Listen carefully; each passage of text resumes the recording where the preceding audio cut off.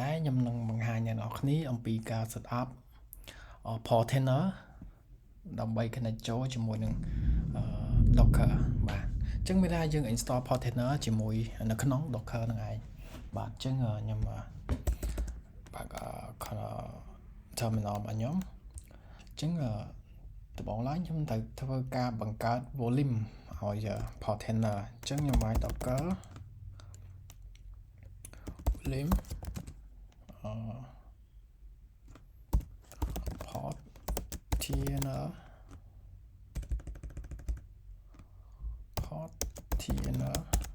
okay underscore Portainer data okay Docker volume Portainer oh sorry provide volume create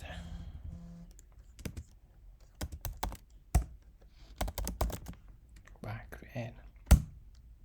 ជាងខ្ញុំបាន volume ហើយបន្តមកទៀតខ្ញុំនឹងធ្វើការ run Portainer បាទអញ្ចឹងនេះជា command សាររៀងវែងអញ្ចឹង command ហ្នឹងខ្ញុំនឹងដាក់នៅក្នុង description បាទអញ្ចឹងទីមួយយើងធ្វើការ run វាមានថាកន្លែង .p មានថាយើង map port Docker port 9000មកម៉ាស៊ីនខាងក្រៅគឺ port 9000ដែរវា connect ជាមួយ Docker sock បាទអញ្ចឹងខ្ញុំ enter អញ្ចឹងយើង Portainer យើងបានបង្កើតហើយអញ្ចឹង Docker PM មកអញ្ចឹងយើងឃើញថា Portainer បាន run ហើយគឺនៅក្នុង port 9000អញ្ចឹងមកវិញនៅក្នុងserver របស់យើងអញ្ចឹងខ្ញុំសូមចូលទៅកាន់ server ហើយខ្ញុំ copy IP នេះហើយខ្ញុំបើក port 9000បាទអញ្ចឹងដោយសារវាអត់ដើរទេដោយសារ server របស់យើងអត់ទាន់បាន allow port 9000ដើម្បីឲ្យ port ហ្នឹងអាច access ពីខាងក្រៅបានអញ្ចឹងដើម្បី allow port គឺអ្នកទាំងអស់គ្នាចូលមកកាន់ខាងផ្នែក security បន្តមកទៀតអ្នកទាំងអស់គ្នា line security គ្រប់នេះចុចលើវាទៅអញ្ចឹងវាមាន outbound និង inbound អញ្ចឹងយើងការបន្ថែមនៅលើ inbound បាទខ្ញុំចុច edit ខ្ញុំ add rule មួយទៀតខ្ញុំដាក់ custom TCP ខ្ញុំដាក់ port 9000ហើយ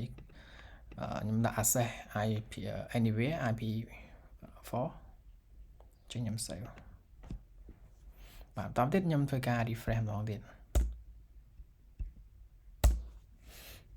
បាទអញ្ចឹង Portainer បាទយើងអាច access បានហើយ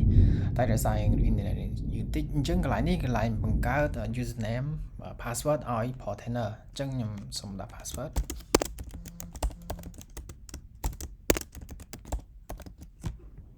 បាទ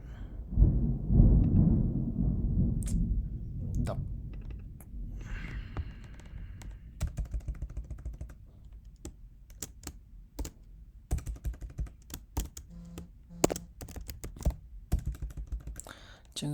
12ចរិតឡងចឹងវាទីមទី12ចឹងខ្ញុំអ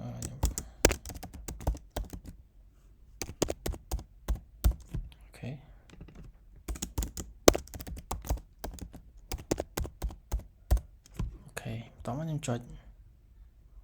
add user បាទខ្ញុំ save ចឹងឥឡូវគឺ Portainer របស់យើងគឺបានស្ដាប់រួចហើយអញ្ចឹងខ្ញុំធ្វើការ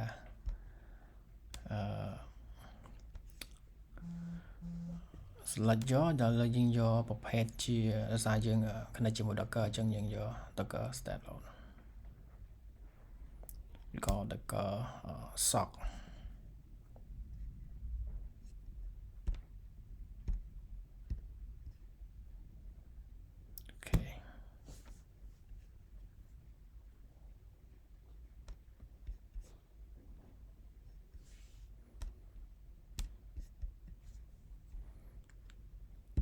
Shock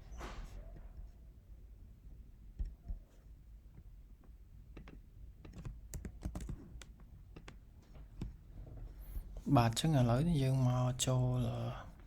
Docker របស់យើងគឺមានថាវា connect ចូល Docker របស់យើងហើយអញ្ចឹងយើងចង់ដឹងថា Docker របស់យើងហ្នឹង Portainer ហ្នឹងសំទោស Docker ហ្នឹងវាមាន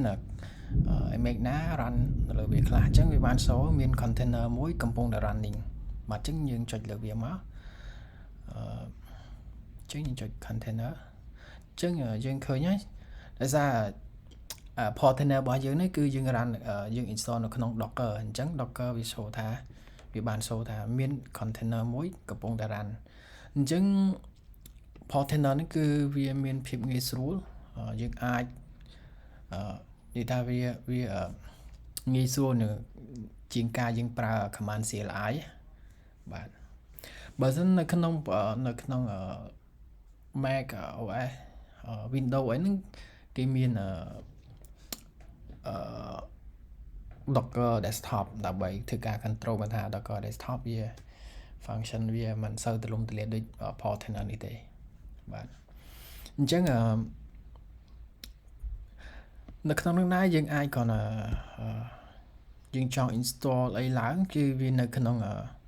app template នេះឯងអញ្ចឹងឧទាហរណ៍បើសិនយើងចង់ install NGX យើងគ្រាន់តែចុចលើវាទៅ web server ហ្នឹងចុចទៅ add គឺបានហើយបាទអញ្ចឹងការដំឡើង Portainer គឺមានប៉ុណ្ណឹងអញ្ចឹងបើសិនអ្នកនរគ្នាមានចង្អល់អីអ្នកនរគ្នាអាច comment ខាងក្រោមបាទសូមអរគុណ